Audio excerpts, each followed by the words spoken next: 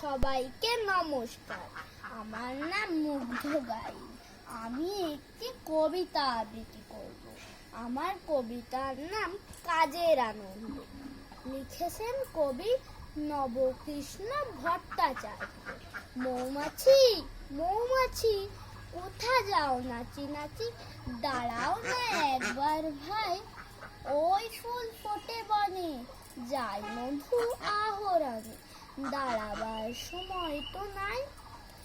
ছোট পাখি কিচিমিচি ডাকি ডাকি, কোথা যাও বলে যাও শুনি, এখন না কব কথা, আমি আছি তৃণলতা, আপনার বাসা আগে বুনি।